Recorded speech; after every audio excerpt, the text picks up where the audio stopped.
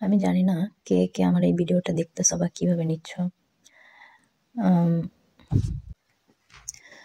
হাতের কাজ করা আমাদের নারী জীবনের, গ্রামের বিশেষ করে নারীদের একটা শখের বশেই তারা নানা ধরনের হাতের কাজ করে থাকে। ভেবে দেখো তো, যেটা তোমার শখের জিনিস সেটাই যদি তোমার শিল্প হয়ে দাঁড়ায় তাহলে কেমন হয়? হ্যাঁ, আমি ঠিকই বলতেছি। আমার এই শখের জিনিসটাকে আমি আমার পেশা হিসেবে গ্রহণ করেছি। আমার মতে আমাদের এই দেশে, মানে আমার বাংলাদেশে এমন অনেক নারী আছে যারা উদ্যোক্তা হতে চায়। বর্তমানে অনেক নারী উদ্যোক্তা রয়েছে, কিন্তু তারা সোর্সের অভাবে কিভাবে কাজ শুরু করবে, কোথায় গিয়ে শিখবে, এটা চিন্তা করে এগোতে পারছে না। তো তোমরা যারা নারী উদ্যোক্তা হতে চাও বা হাতের কাজ শিখতে চাও, বিভিন্ন কোর্স ফ্রি এর জন্য শিখতে পারো না, তাদের জন্য সাইরাস ক্রিয়েশনের ছোট্ট প্রচেষ্টা। আমি জানি না আমি কতটুকু কি করতে পারবো, তবে এতটুকু বিশ্বাস আছে যে ভালোবাসা দিলে ভালোবাসা পাওয়া যায়। আশা করি তোমরাও একদিন আমাকে সাপোর্ট করবে এবং আমিও যেন তোমাদেরকে সাপোর্ট করতে পারি। আজকে আমি সুন্দর একটা ছোট বাবুদের ফতুয়া তৈরি করতে চাচ্ছি হ্যান্ড এমব্রয়ডারি দিয়ে। তো প্রথমে আমি, দেখতেই পাচ্ছ যে একটা ফুল এঁকে নিয়েছি। ফুল সিম্পলের মধ্যে, দেখো ছেলে বাবুদের ফতুয়াগুলোতে যত সিম্পল কাজ রাখবা ততই সুন্দর দেখা যাবে। তো আমি দুইটা ফুল এভাবে আঁকবো। এই যে একটা উপরে আর একটা একটু আড়াআড়ি ভাবে নিচে, ঠিক বুকের মাঝামাঝি, একদম মিডলে। তো আমি একটা এঁকে দেখিয়ে দিচ্ছি, সেম ভাবে দুইটা এঁকে নিতে হবে। কাজটা এতটাই সিম্পল, জাস্ট কিছু পাতা এঁকে নিচ্ছি আমি এবং বর্ডার, এছাড়া আর তেমন কিছুই না। আশা করি সবাই এই আর্টটা করতে পারবে। আমি ফ্রি হ্যান্ড আর্টটা করে নিচ্ছি এবং শেষে আমি দেখিয়ে দিব যে আড়াআড়িভাবে আমি কিভাবে দুইটা ফুল ঠিক ফতুয়ার মাঝখানে রেখেছি। আশা করি তোমরা ভালোভাবে লক্ষ্য করবে এবং বুঝতে পারবে বিষয়টা। এখানে আমি কয়েকটা পাতা এঁকে নিচ্ছি, জাস্ট ছোট ছোট করে কয়েকটা পাতা। এই তো আমার আর্ট শেষ, তোমরা দেখতে পাচ্ছ কিভাবে করে নিয়েছি। এবার হচ্ছে কাজ করার পালা। তেমন কঠিন কোনো কাজ আমি এখানে রাখিনি, সহজেই যেন সবাই করতে পারো এরকম একটা ফোর দিয়ে আমি কাজটা শুরু করেছি। এটা আমাদের অনেক পরিচিত, আমরা এটাকে ক্রস ফোর বলে থাকি। ক্রস ফোর জাস্ট অঙ্কের গুণনের চিহ্নের মতো আর কি। দেখতে পাচ্ছ একবার ডান পাশে ফোর, আবার বাম পাশে জাস্ট ক্রিস ক্রস একটা ফোর। তোমরা যারা ক্রস ফোর পারো না, তারা ইউটিউবে অনেক ভিডিও আছে, তোমরা দেখে নিতে পারো যে কিভাবে ক্রস ফোর করতে হয়। যদি আমার এখান থেকে না বুঝে থাকো, আমি জাস্ট এখানে ক্রস ফোরটা দিয়েছি। এই যে ফুলের মাঝখানে যে চাঁদার মতো যেগুলো আমি রাউন্ড রাউন্ড দিয়েছিলাম, অর্ধবৃত্তাকৃতি যেটাকে বলে, এগুলোর মাঝখানে আমি ক্রস ফোর দিয়ে করে নিচ্ছি। এই কাজটার মধ্যে আমি জাস্ট দুইটা ফোরের ব্যবহার করেছি, একটা হচ্ছে তোমার ক্রস ফোর এবং আরেকটা হচ্ছে তোমার কাঁথা স্টিচ আমরা যেটাকে বলি। ওই কাঁথা স্টিচটা আমাদের খুবই পরিচিত, আমরা এবং যারা গ্রামের বা শহরে যে সকল আপুরা কাঁথা সেলাই করে তারা এই ফোরগুলোর সাথে খুবই পরিচিত। আমি ক্রস ফোর এবং হচ্ছে কাঁথা স্টিচ, এই দুইটা ফোর দিয়ে পুরো কাজটা কমপ্লিট করেছি। তোমরা বুঝতে পারতেছো আমি খুব ধীরে ধীরে কাজটা করতেছি জাস্ট বোঝার জন্য। এখন আমার এই ইয়েটা ভরাট করা শেষ হয়ে গেছে, এখন আমি সেকেন্ড কাজে চলে যাব। সেকেন্ড হচ্ছে আমি এখানে কাঁথা স্টিচ করব।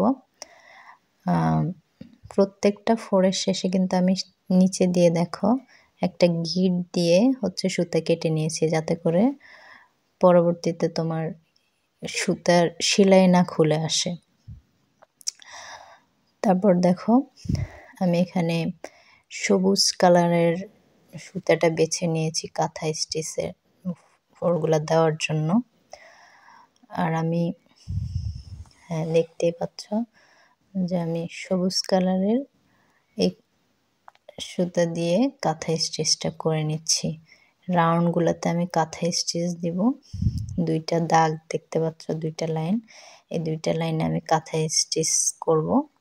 তারপর আবার পাতাগুলোতে ক্রস ফোর দিয়ে শেষ করব। একটা কথা বলে নেই, আমি যে 2টা ফুল করেছি 2টাতেই সেম কাজই করেছি। একটা দেখিয়ে দিলে আশা করি তোমরা 2টাই কমপ্লিট করতে পারবে। তার জন্য একটা আমি ভালোভাবে দেখিয়ে দিচ্ছি, পরবর্তীটা একই রকম হবে। একটা লাইন আমার শেষ হয়ে গেছে, আমি দ্বিতীয় লাইনটা শুরু করে দিয়েছি। দ্বিতীয় লাইনটাও আমি একই রকম কাঁথা স্টিচ দিয়ে শেষ করব। কাঁথা স্টিচটা খুবই সহজ। আমার কিছু আপুরা আছে যারা কাঁথা সেলাই করে। কাঁথার মধ্যে অনেক বড় বড় কাঁথা, তো বুঝতেই পারতেছো বিশাল বড় হয়। ওখানে সোজা লাইনের যে স্ট্রেট লাইনে যে কাঁথা স্টিচগুলো হয়, ওই স্ট্রেট লাইনগুলোতে তোমার কাঁথা স্টিচ করে শেষ করা, অর্থাৎ শেষ পর্যন্ত সোজা রেখে শেষ করা, এটা কারা কারা পারো আমাকে কমেন্টে জানাবা। এটা আমার কাছে খুব কঠিন মনে হয় যে একবারই স্ট্রেট থাকবে আঁকিবুকি ছাড়া। আমি গ্রামের আগেকার এই যে দাদি তারপর নানি তাদেরকে দেখেছি এই কাজগুলো করার সময় তাদের কোনো স্ট্রেট লাইন, আমরা তো দাগ দিয়ে নেই যে আমার সেলাইটা যেন স্ট্রেট থাকে, কিন্তু কোনো রকম দাগ ছাড়া তারা এত সুন্দর স্ট্রেট করে শেষ করে কাজগুলা। তোমাদের কার কার অভিজ্ঞতা আছে আমাকে জানাবে। এই তো আমি পাতায় চলে আসছি। পাতার মধ্যে আমি আবার সেই ক্রিস ক্রস যেটা, সেই ফোরটা দিয়ে নিচ্ছি। আমি এই ছোট ছোট পাতাগুলো করার জন্য এক কালারের সুতা বেছে নেই 3-4 রকমের সুতা। মনে করো ছোট বাবু তো একটু কালারফুল বা বিভিন্ন ধরনের কালার মিক্সড থাকবে, দেখতে ভালো দেখা যাবে। তার জন্য আমি পাতাগুলোতে বিভিন্ন ধরনের কালার বেছে নিয়েছি, অনেকটা রংধনুর মতো বলতে পারো। যদিও রংধনুর 7টা রং আমার কাছে ছিল না, তা আমি 4-5টা রং ইউজ করার চেষ্টা করেছি। দেখতে পাচ্ছ 2টা পাতা আগে থেকে করা আছে, তার মধ্যে আমি একটাতে সবুজ আর একটাতে হচ্ছে তোমার একটু সি গ্রিনটা রাখার চেষ্টা করেছি। এখন আমি এটাতে এখন যেটা করতেছি সেটাতে আমি গোলাপি কালারটা দিয়েছি, যেটাকে বেবি পিঙ্ক বলো। এই বেবি পিঙ্ক কালার দিয়ে পাতাটা কমপ্লিট করতেছি। তো আমার এই পাতাটাও প্রায় কমপ্লিট হয়ে গেছে। এরপরে আমি পরবর্তী পাতাতে চলে যাব। আমি কিন্তু প্রত্যেকটা কাজ শেষ করার পরে অপর পাশে দেখবে আমি গিট দিয়ে তারপরে সুতাটা কেটে নিয়েছি, যাতে করে সুতাগুলো খুলে না আসে বা সেলাই নষ্ট না হয়।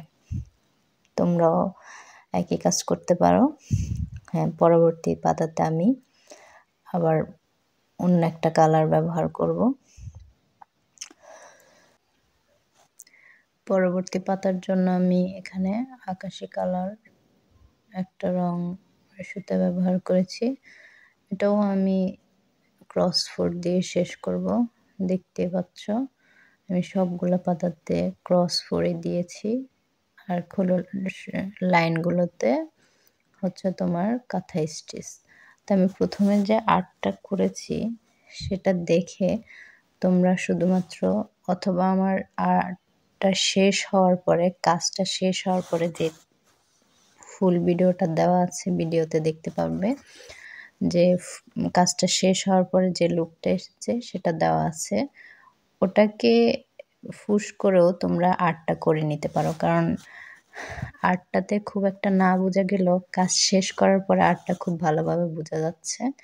তোমরা চাইলে পুশ করে ওই আর্ট কাজটা দেখে আর্ট করে নিতে পারো।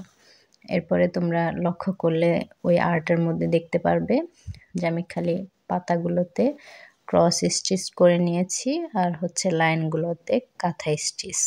তোমরা ওটা দেখেও সুন্দরভাবে করে নিতে পারো। এই তো প্রত্যেকটা কাজ শেষে আমি গিট দিয়ে তারপরে কাট করে নিচ্ছি, এতটুকুই। শেষের পাতাটা আমি কমলা কালার দিয়ে করে নিয়েছি। এই তো দেখতে পাচ্ছ আমার কাজ কমপ্লিট হয়ে গেছে। তোমরা এখান থেকে পুশ করে আর্টটা খুব ভালোভাবে বোঝা যাচ্ছে, তোমরা আর্ট করে নিতে পারো। এরপরে তো সহজ হিসাব, লাইনগুলোতে কাঁথা স্টিচ এবং ফুলগুলোতে হচ্ছে তোমরা ক্রস ফোর দিয়ে নেবে। বাস, দেখতে পাচ্ছ সিম্পল একটা কাজে কতটুকু গর্জিয়াস লাগতেছে একটা ফতুয়া। আমি কিন্তু ফুল ফতুয়া মেকের ভিডিওটা আমার চ্যানেলে দিয়ে দিব। তোমরা যারা পুরোপুরি কাজটা করতে চাও, যে ফতুয়া বানাতে যারা পারো না বা নতুন, তারা আমার ভিডিও দেখলেই ফতুয়াটাও বানানো শিখে যেতে পারবে। আমি ওই ভিডিওটা দিয়ে দিব, অবশ্যই আমার চ্যানেলে থাকবে। ফতুয়া